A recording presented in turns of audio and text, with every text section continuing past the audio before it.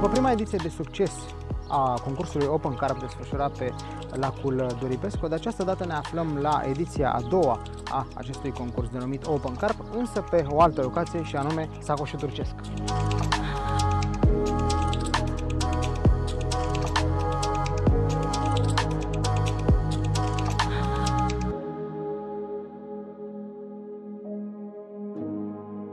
Sacoșul Turcesc este unul dintre cele mai importante lacuri, din punctul meu de vedere, de pescuit la crap din România. Lacul Sacoșul Turcesc se află în județul Timiș, lângă Timișoara, în proximitate cu localitatea cu același nume. Iar așa cum v-am spus, din punctul meu de vedere, este unul dintre cele mai importante lacuri din România, atât din punct de vedere al faptului că este destul de echilibrat, cât și din faptul că are o populație piscicolă de excepție. Media crapilor este de peste 10 kg, iar în lac se află destul de multe exemplare de peste 20-25 de kg.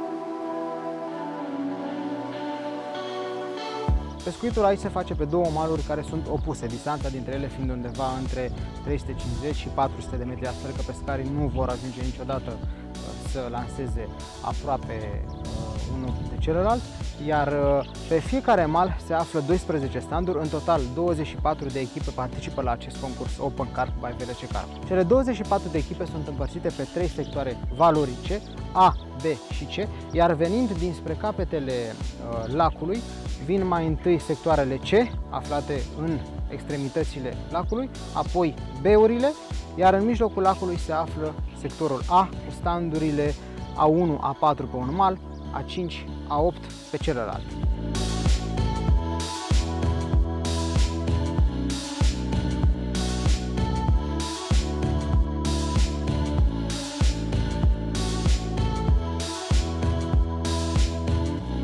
Media peștilor aici pe Sacoșul Turcesc este de peste 10 kg, însă lacul are destul de multe exemplare de peste 20, chiar și 25 de kg.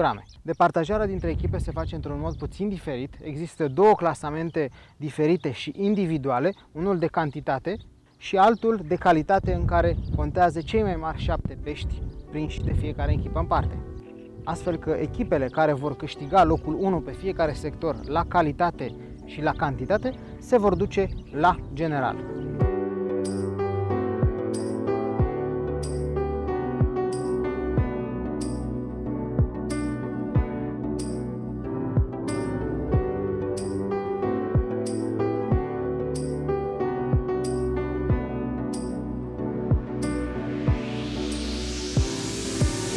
Startul competiției a fost dis de dimineață, la ora 7, iar în primele ore crapii nu s-au arătat a fi dispuși să se hrănească foarte mult. Chiar și așa, în primele 3-4 ore de când a început concursul, două echipe au reușit să pună pe saltea deja primii doi crapi de peste 20 de kg ai concursului.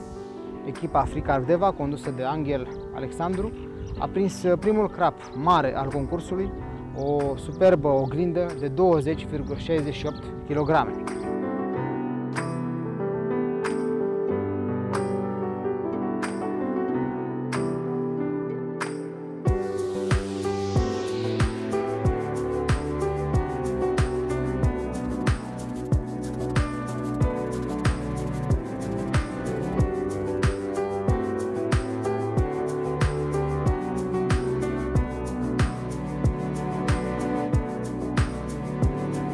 ca apoi echipa VLC Carp 1, formată din Dragoș Inca, Virgil Zaiț, Claudiu Pașcu și Alex Chivu, să pună pe saltea un crap mai mare de 21,64 de kilograme.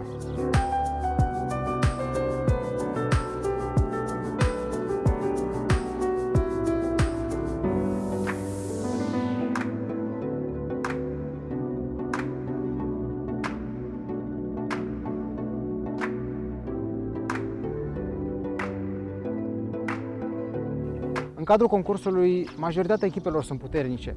Nu prea există echipe slabe din punctul meu de vedere, iar bătălia consider că va fi una destul de importantă până în ultimul moment, mai ales în situația clasamentului de calitate, unde un pește mare de, să zicem, de 25 de kg sau de 27 de kg, pe oricare dintre sectoare poate face o diferență și să răstoarne întreg clasamentul în câteva minute.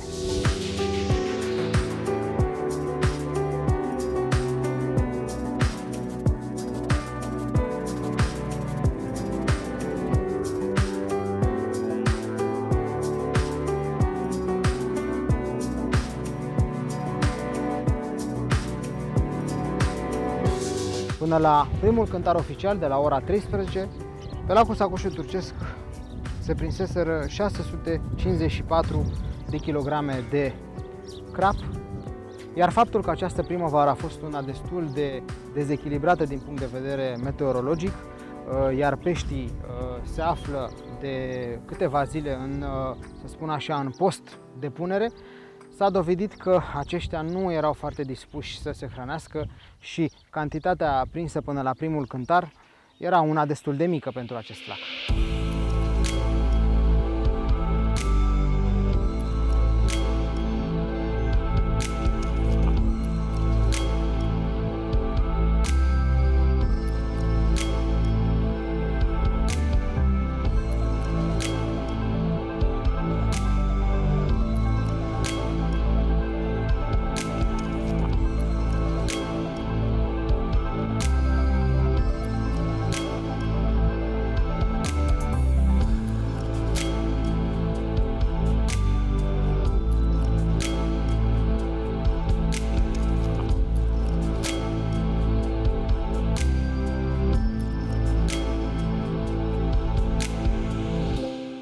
Până la cântarul de seară, de la ora 18, deja aveam prima echipă cu o cantitate de peste 200 de kg de crap prinsă.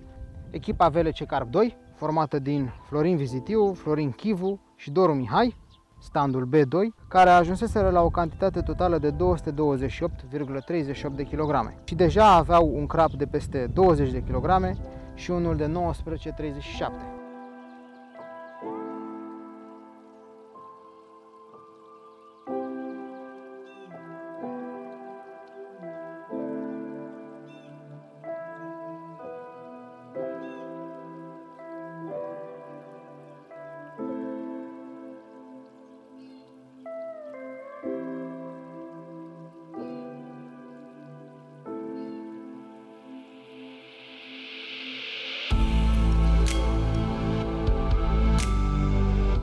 Prima întâlnire cu lacul nu a fost tocmai reușită. Informațiile pe care le-am obținut de la prima întâlnire cu acest lac, pot să spun că nu mi-au fost de folos acum, doar că nu le-am putut aplica pentru că peștele nu a răspuns. Am început asemănător cu cum am început și la prima prezență pe lacul ăsta, dar ulterior am realizat că peștele se comportă diferit și am schimbat repejor, pot să spun, pentru că altfel pierdeam startul.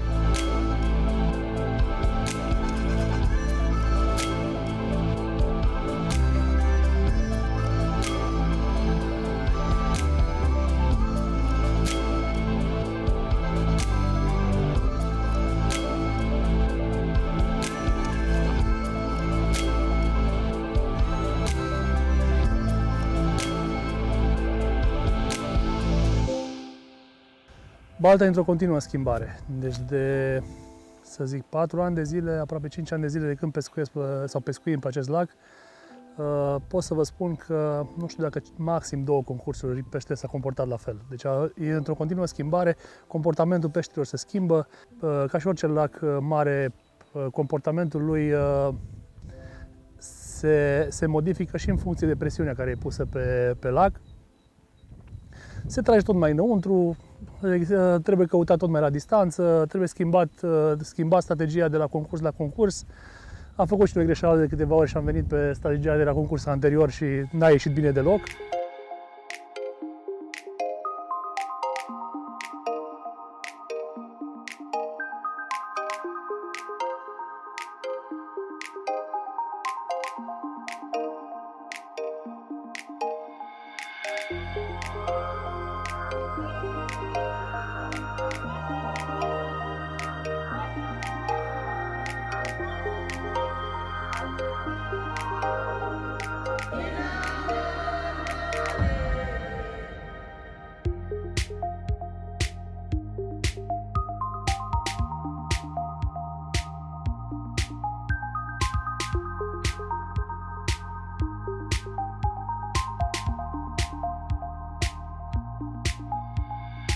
O situație total diferită la acest concurs față de concursul precedent. Am mers pe rețeta de la concursul precedent, dar ar trebui să schimbăm după 24 de ore pe un pescuit de intercepție care cred că în momentul de față cam la toată lumea dă rezultate.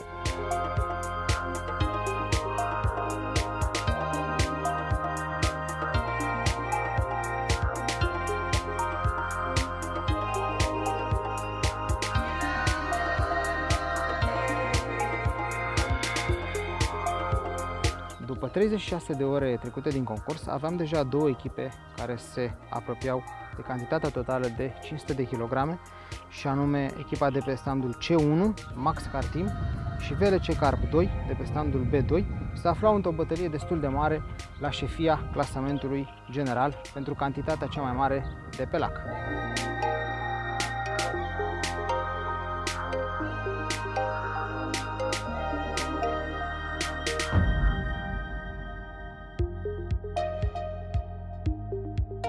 Eu personal, când am extras standul și am văzut că scrie C1, obișnuim să pescuim la câteva concursuri care am fost aici doar pe colțuri. Speram să fim undeva pe mijloc și noi să facem treabă bună, vreme frumoasă, prindem pește mult. Și când am văzut C1, nu speram să reușim să prindem atâția pești, clar, nu speram.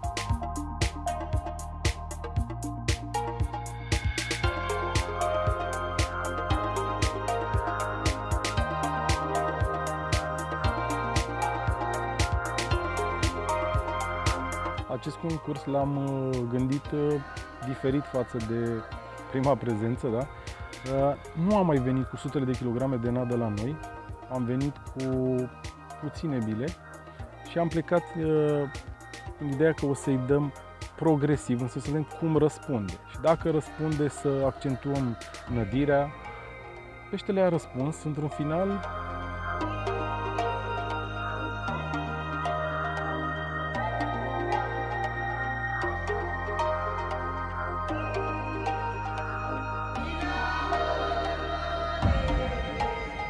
Noi, în primul rând, din punctul meu de vedere cel puțin, pescuitul de calitate ține foarte mult și de noroc.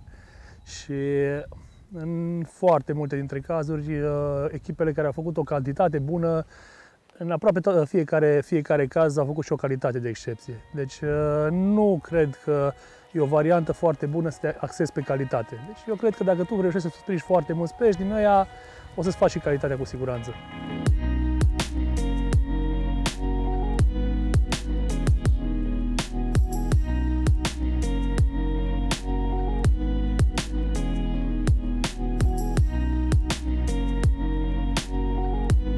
În a doua după-amiază de concurs, echipa Arcra Maramureș 1, formată din Rusu Daniel, Dorin Farcaș, Rus Andrei și Mocean Nicușor, aflați pe sectorul A, standul A1, prindeau un crap ce avea să devină captura competiției, și anume un crap de 27,66 kg, renumit Atina, o oglindă superbă de sacoșul tucesc.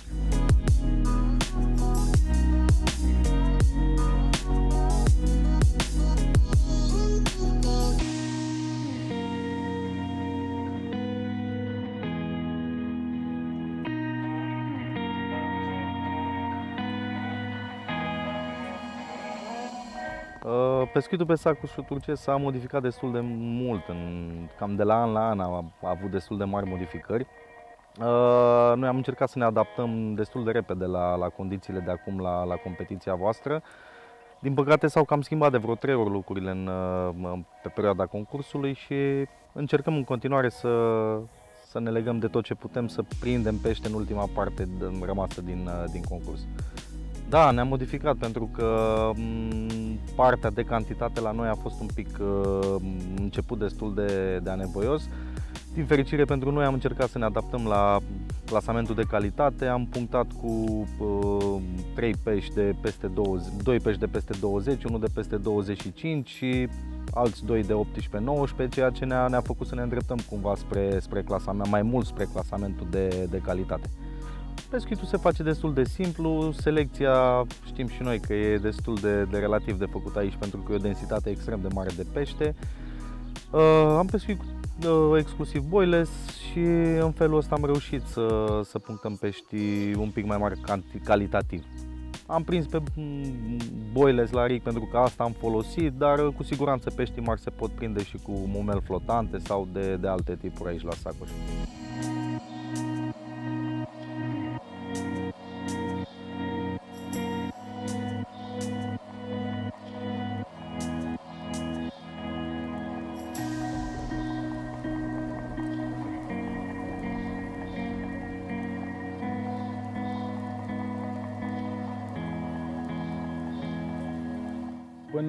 Până în acest moment pot să spun că este una dintre cele mai frumoase partide pe anul ăsta. Avem 4 pești de peste 20 de kg. Primul l-am prins chiar la momitor, după care cei 3 au venit la o bilătară de 20. Cum spunea și colegul meu de echipă, sunt foarte happy. Este o partidă memorabilă care va rămâne mult timp în memoria mea și a multora de pe aici pe baltă, pentru că suntem ușor outsider, nu suntem din zona asta a țării, suntem din București și sper să nu se fi bucurat prea devreme nici eu, nici colegii mei.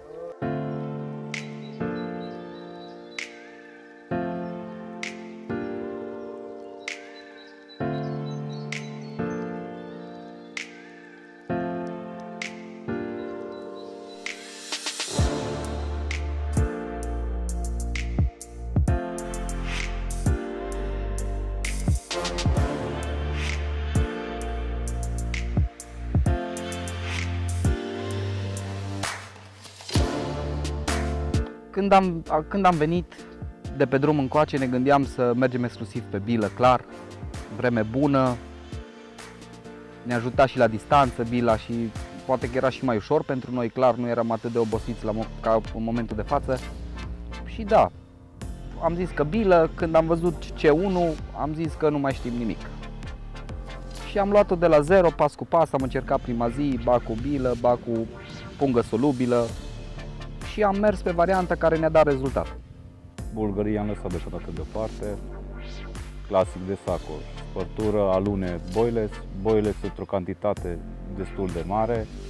Până acum cred că am nădit undeva 40-45 de kg de boiles. Trebuie dacă vrei să faci treabă. Am ieșit sus, la distanță, am început și pe baguri, 2-2, nu a funcționat, am rămas pe clasic, pe boiles. Cu asta, din punctul meu de vedere, pe A toată lumea o cam prins. În rest, pe capete, alți pești, altă distracție, altă abordare.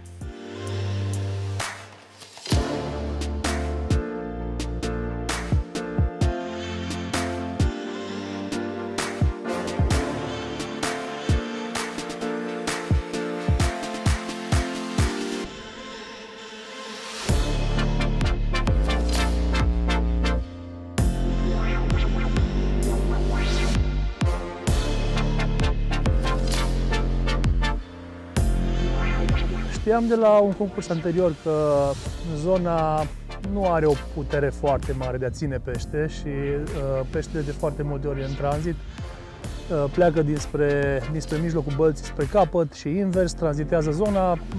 Noi am ales de la început să facem un pescuit destul de agresiv. Am nădit cu foarte multă alună tigrată, foarte mult boiles de dimensiuni mici.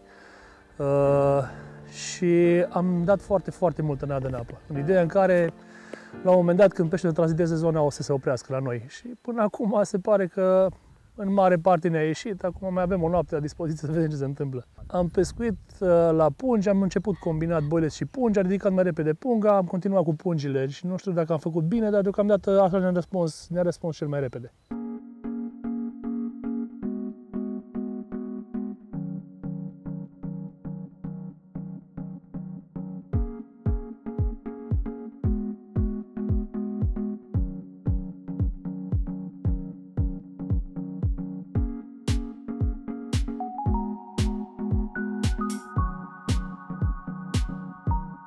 Clar, am făcut un pescuit la distanță. Îl avem și pe Marian Croitoru, care ne ajută cu treaba asta foarte mult.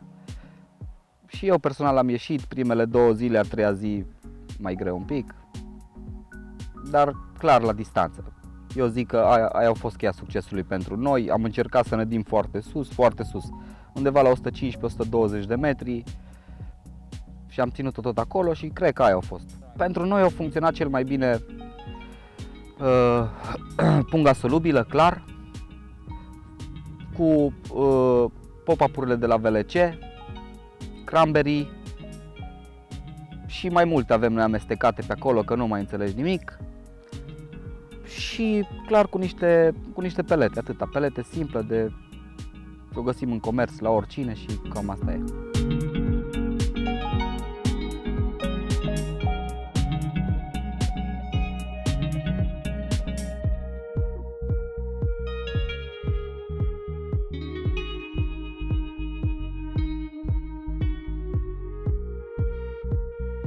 În acest concurs cu siguranță a contat calitatea nadei, întrucât pot să spun că n-am avut. Față de data trecută nu am avut son pe pat, avem pauză foarte mare până să scoatem un son de pe patul de nadă și apoi să începe să prinde iar.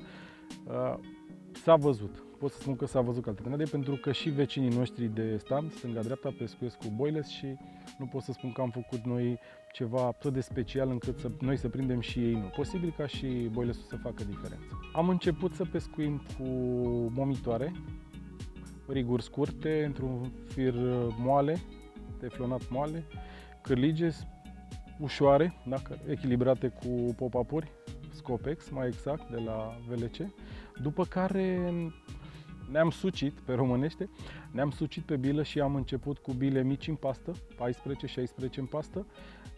Apoi am crescut gradul așa, am ajuns la 20, la 24 chiar, dar după un rateu am coborât iar la bile de 20, care par să meargă cele mai bine.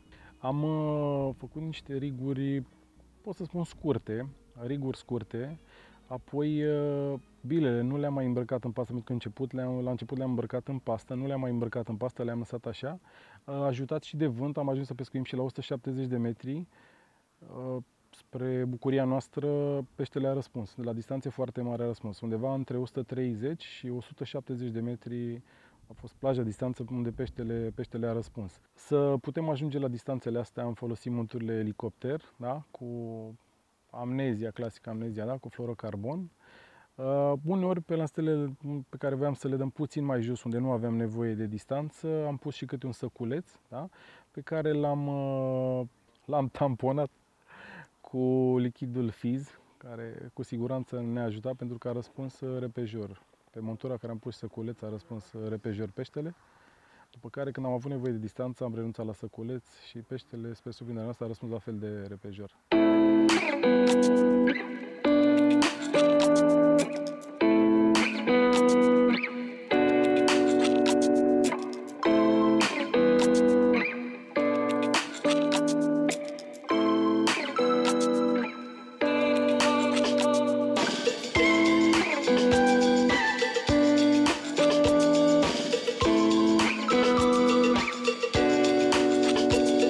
Cu 24 de ore înainte de finalul competiției, pe lacul Sacoșe Turcesc se prinseseră 21 de crapi de peste 20 de kg, inclusiv 2 pești de peste 25 de kg. Acest lucru, din punctul meu de vedere, reprezintă o reușită foarte importantă pentru lac și denotă faptul că Sacoșe Turcesc este una dintre cele mai importante piste de concurs din România.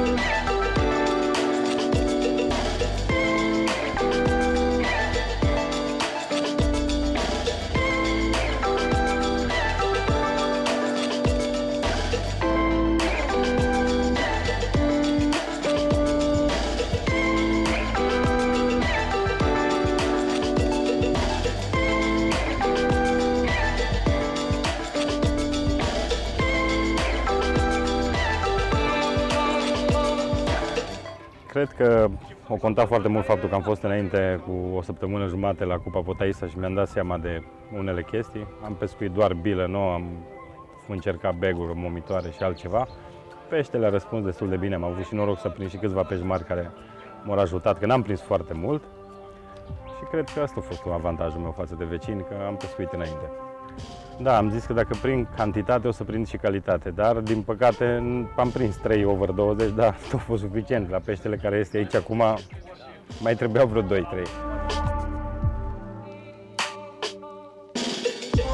Primul, multă muncă. În al doilea rând am început cu un pescuit izolat. Am văzut că cantitatea nu puteam să câștigăm, dar încet, încet mi-au intrat niște pești frumoși, săriți de 20, și am reușit să ducem până la capăt bestul, să câștigăm bestul.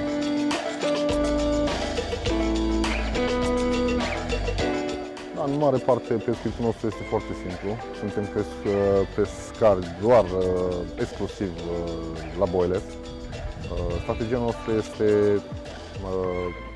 pe majoritatea lacurilor pe care mergem, avem încredere în boilesul nostru. Bineînțeles, încercăm să ne adaptăm stilului de pescuit de pe balta unde participăm la competiții, dar sacoșul cât de cât îl cunoaștem. Avem 6-7 concursuri aici, dar din păcate în ultimii 2 ani de zile balta s-a schimbat extrem.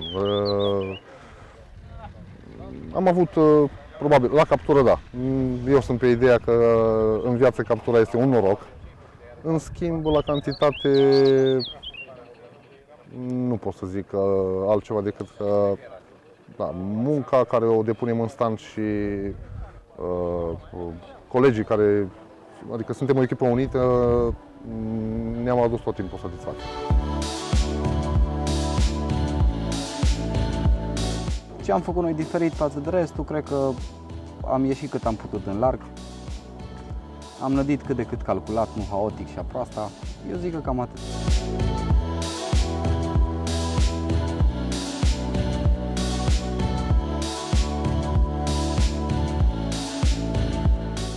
Cred că pe lângă faptul că ne-am dorit, chiar ne-am dorit, am și muncit foarte mult. Am dormit foarte puțin, noi știm doar 3, restul poate majoritatea a fost în 4. Sincer, nu mă așteptam ca peștii să fie atât de răi, pentru că e prima oară când pescuiesc aici, am pescuit pe o multitudine de lacuri și mi s-au părut fantastici, zilurile au fost extraordinare, niște pești care efectiv se luptă să scape din cârlig. O experiență foarte frumoasă, probabil una dintre cele mai bune partide ale mele ca și pescar de până acum.